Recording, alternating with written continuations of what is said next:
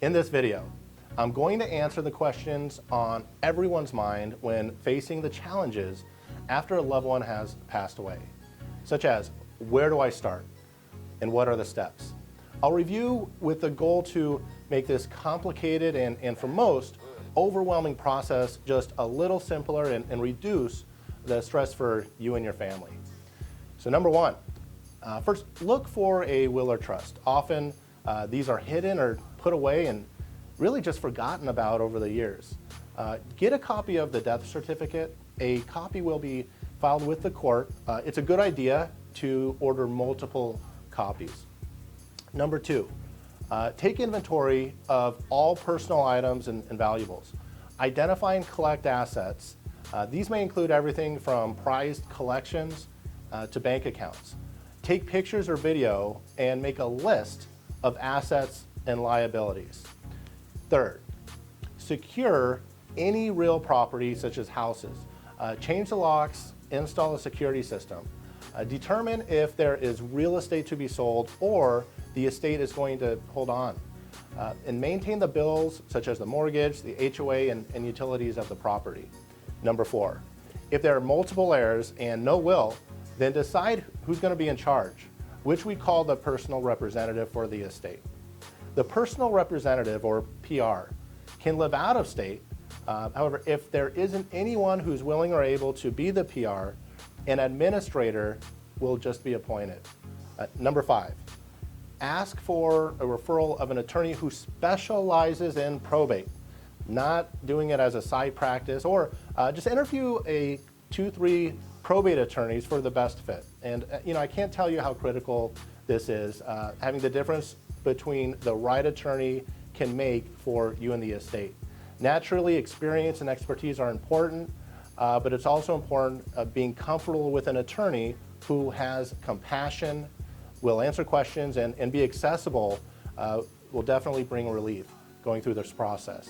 Number six, value the personal items in the estate. You may need an appraiser for jewelry, art, and real estate. And look, criminals read obituaries.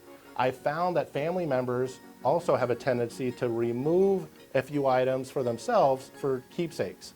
However, no assets should be released except through the probate process.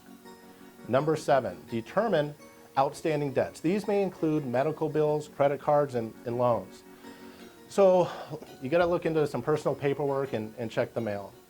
Notice must be mailed to each known creditor. Number eight, if there is real estate to be sold, find a probate real estate expert. I've learned that most real estate agents have little or no experience with this process, which is absolutely going to cost everyone a lot of time, money, and aggravation. The assets may be sold or liquidated after the hearing for the issuance of the letters testamentary or letters of administration and receiving the order from the court. Then an offer for real property can be accepted and then a petition filed for confirmation of sale hearing.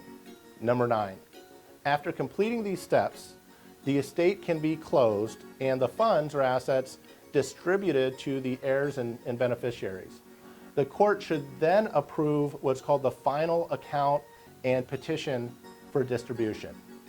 Finally, number 10, decide who gets what. A will can help provide instructions for a particular item like a piece of jewelry or a specific amount of money.